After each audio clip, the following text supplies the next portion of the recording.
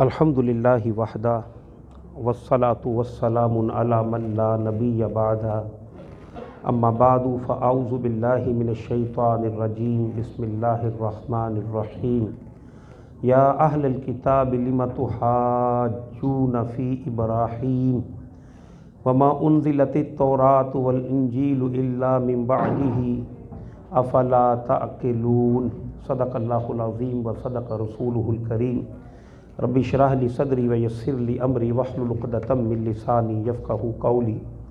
اللہم صلی علی محمد وعلی آل محمد وبارک وسلم۔ سورہ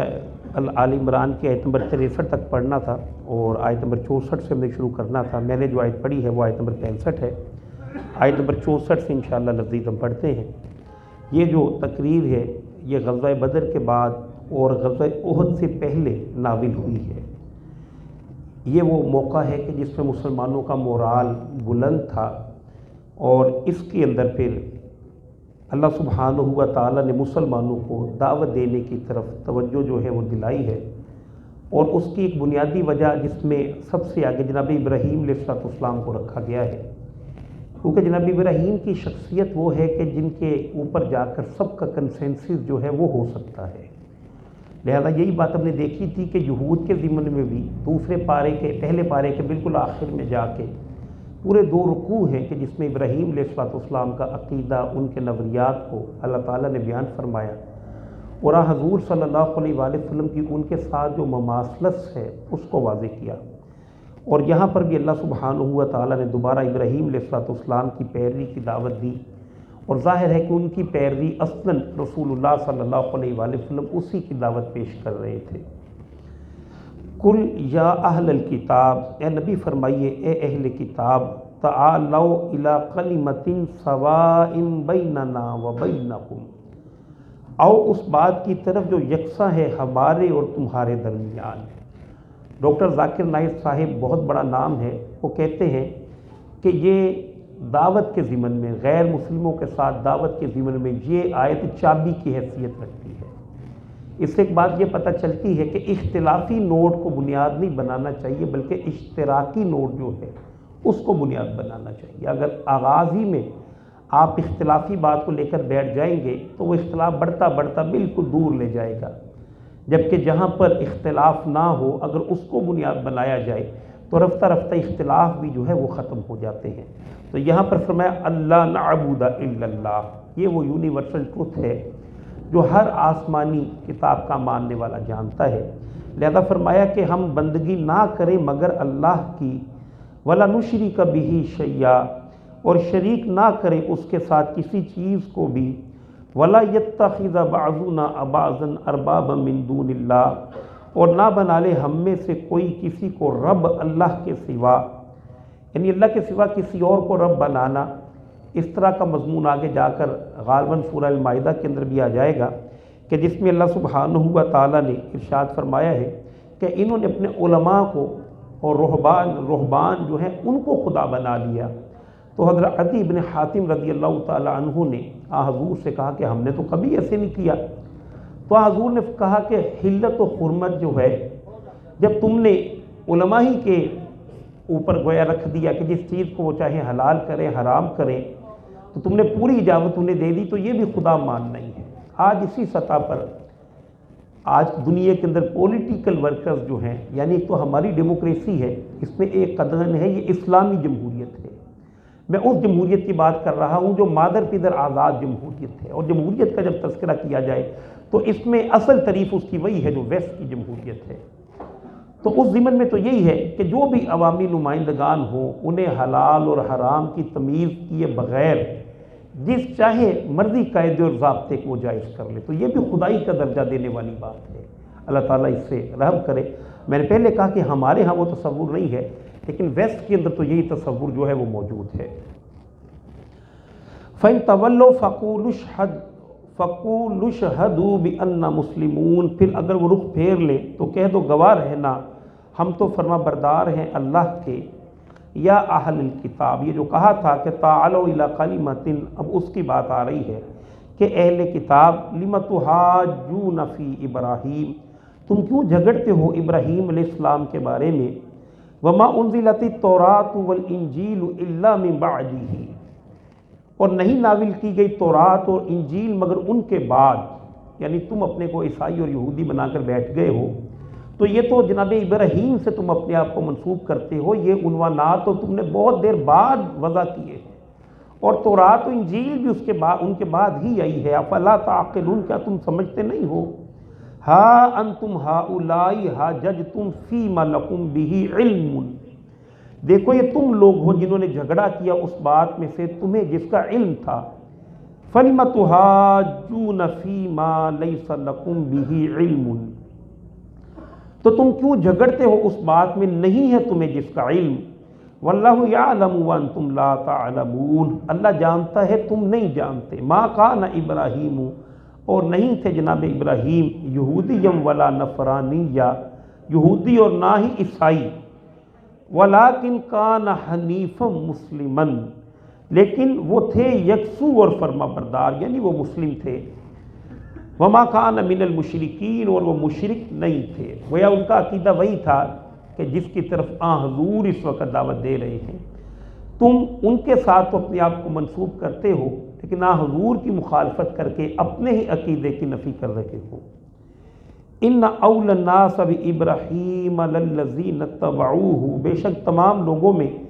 ابراہیم علیہ السلام کے زیادہ قریب وہی لوگ ہیں کہ جنہوں نے ان کی اتباع کی، اور ان کی اتباع کرنے والوں میں سے وہذا النبی، یہ نبی ہیں، والذین آمنوا، اور جو ان نبی پر ایمان لائے ہیں، ایمان والے، واللہ ولی المؤمنین، اور ان کا اللہ سبحانہ و تعالیٰ بھی ان مومنین کا دوست ہے، پشت پناہ ہے۔ وَدَّت طَائِفَةٌ مِّنْ أَهْلِ الْكِتَابِ لَوْ يُضِلُّونَكُمْ، اور چاہا ہے ایک گروہ نے اہل کتاب میں سے کہ کاش وہ گمراہ کر دے تمہیں مسلمانوں، وَمَا يُضِلُّونَ إِلَّا أَنفُسَهُمْ، اور وہ گمراہ نہیں کرتے مگر اپنے ہی آپ کو، وَمَا يَشْعُرُونَ، اور وہ سمجھتے نہیں ہیں۔ یا اہل الکتاب لم تکفرون بآیات اللہ، اب انہی کو گویا کہ اللہ نے پکارا، اہل کتاب تمہیں کیا ہو گیا ہے، کیوں اللہ کی آیات کا انکار کرتے ہو، وانتم تشہدون، حالانکہ تم خود گواہی دیتے ہو کہ وہ برحق ہیں۔ ظاہر ہے کہ یہ اعلان وہ گواہی نہیں دیتے تھے، لیکن اپنی نجی محفلوں کے اندر وہ اس بات کا اظہار کرتے تھے، اور بسا اوقات وہ ظاہر بھی ہوا کہ وہ کہا کرتے تھے کہ حضور صلی اللہ علیہ وآلہ وسلم واقعتاً برحق نبی ہیں۔ یا اہل الکتاب لم تلبسون الحق بالباطل، ہاں یہ اصل مسئلہ ہے، دنیا کے اندر دیکھیے کبھی بھی باطل محض نہیں ہوتا، بلکہ جب بھی کوئی باطل اپنی عمارت تعمیر کرتا ہے تو حق کا کچھ نہ کچھ ٹکڑا لے کر اسی کے اوپر پھر وہ سارا کا سارا ملمہ سازی جو ہے وہ کرتا ہے، حق اور باطل کو مکس کر کے وہ اپنی شکل جو ہے بناتا ہے۔ باطل محض کو کبھی بھی انسان ایکسیپٹ نہیں کرتا، لیکن یہ کہ مل جل کے ایک ملغوبہ سا بنا دیتا ہے جس میں کچھ اچھی باتیں ہیں، اور اسی کے ذریعے سے پھر سمجھیے کہ ایک برائی کی دعوت کو عام کرتا ہے۔ تو فرمایا کہ لِمَ تَلْبِسُونَ الْحَقَّ بِالْبَاطِلِ، اے اہل کتاب کیوں ملاتے ہو حق و باطل کے ساتھ، وَتَكْتُمُونَ الْحَقَّ وَأَنْتُمْ تَعْلَمُونَ، اور کیوں چھپاتے ہو حق کو جب کہ تم جانتے ہو۔ اب یہاں پر منافقین کی ایک شعوری یہود کی ایک شعوری منافقت کی گویا کہ اللہ سبحانہ وتعالیٰ اس کا تذکرہ فرما رہے ہیں۔ انہوں نے یہ سوچا، اسلام کی ایک دھاک جو ہے وہ اس اعتبار سے بڑی بیٹھ گئی تھی کہ جو کوئی بھی دائرہ اسلام کے اندر داخل ہو گیا پھر وہ پلٹتا نہیں تھا، سخت سے سخت حالات بھی آئے تو ایسا ہی معاملہ تھا کہ بی بی سمیہ جیسی خاتون ذبح تو ہو گئی لیکن انہوں نے کلمہ کفر نہیں کہا۔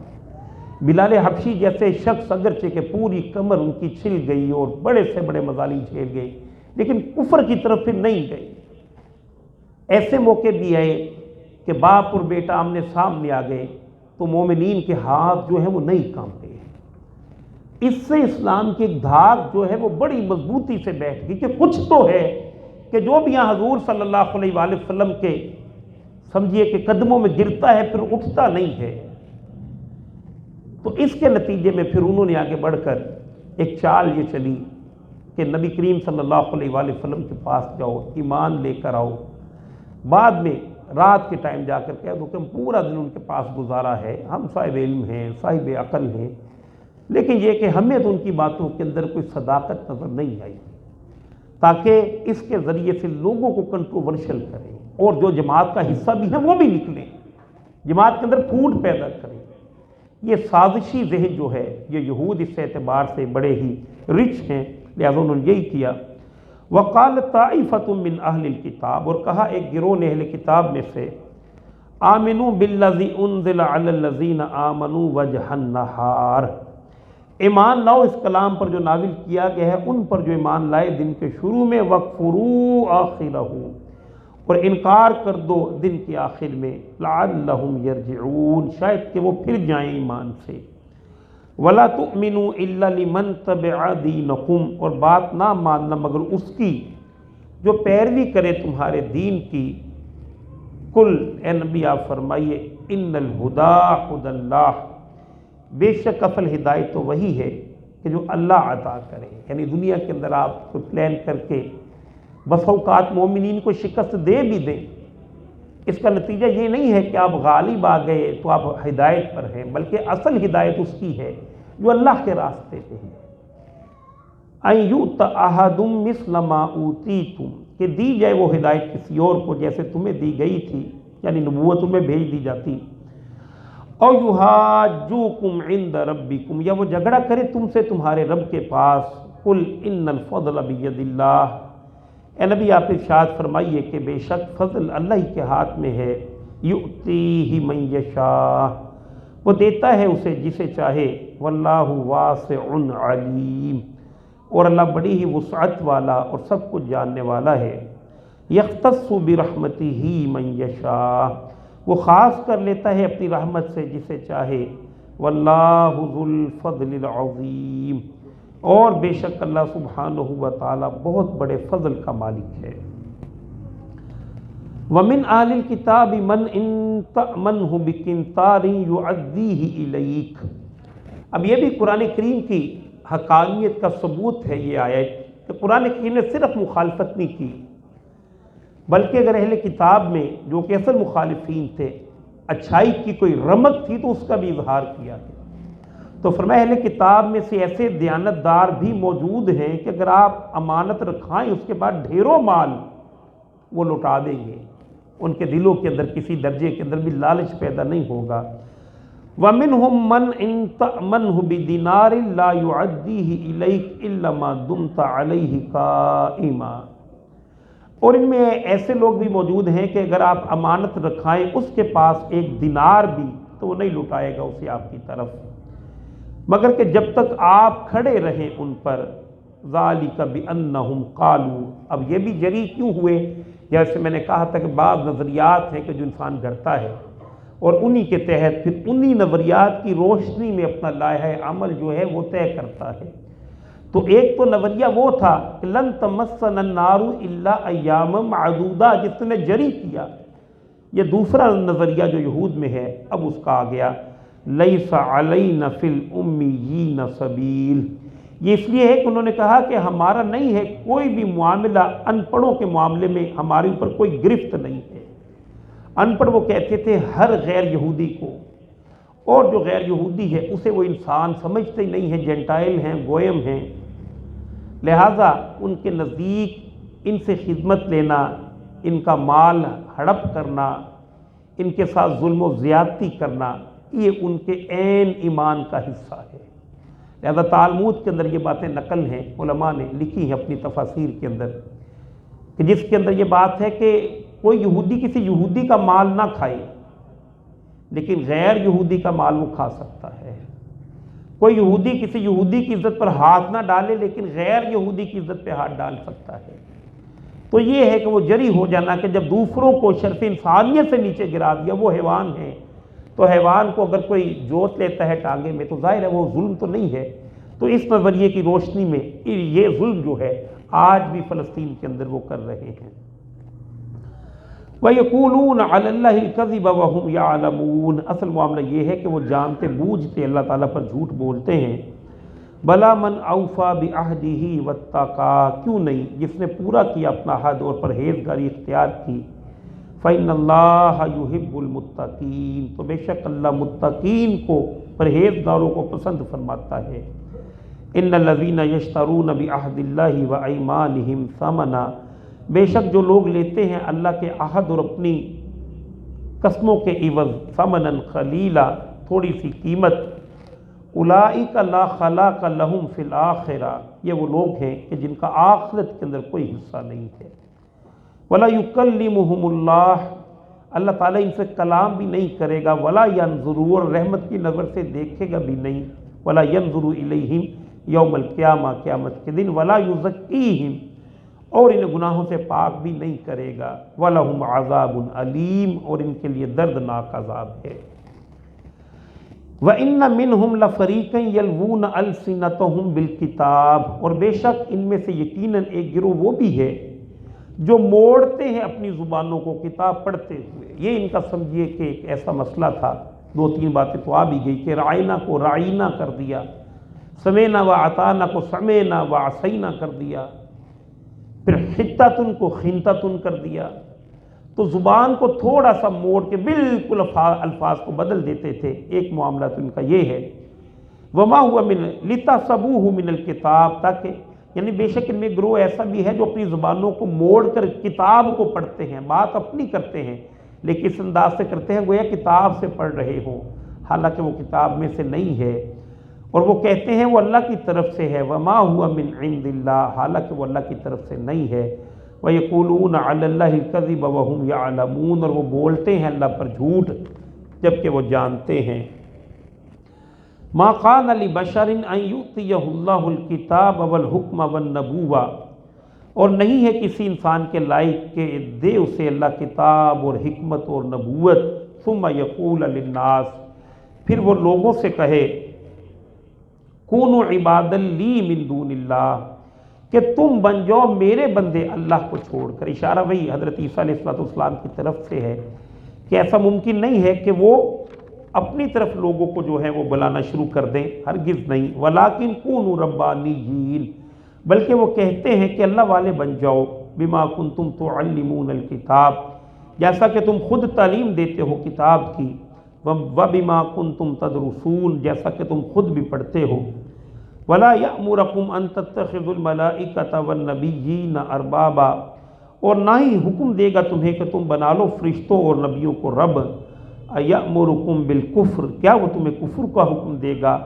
بعد اذ انتم مسلمون، اس کے بعد کہ تم مسلمان بن چکے ہو۔ اب یہاں پر جس طرح سورۃ الاعراف کے اندر جا کر آگے آ جائے گا کہ اللہ تعالیٰ نے ارواح سے عہد دیا تھا، اسی طرح ایک خاص عہد ہے جو انبیاء کی ارواح سے لیا گیا، اور یہ ہے کہ اللہ تعالیٰ نے تمام انبیاء کی ارواح کو اس دنیا بننے سے پہلے اکٹھا کیا۔ ان میں ایک عہد تو یہ لے لیا کہ اللہ سبحانہ وتعالیٰ کی ربوبیت جو ہے وہ دل کے اندر داخل کر دی، دوسرا حضور صلی اللہ علیہ وآلہ وسلم کی نبوت و رسالت، کہ جس کے بارے میں یہ ہے کہ تمام انبیاء کو یہ بات سجھا دی گئی کہ اگر ان کے دور کے اندر کوئی نبی جو ہے وہ آ جائے اور آ کر اس نبی کی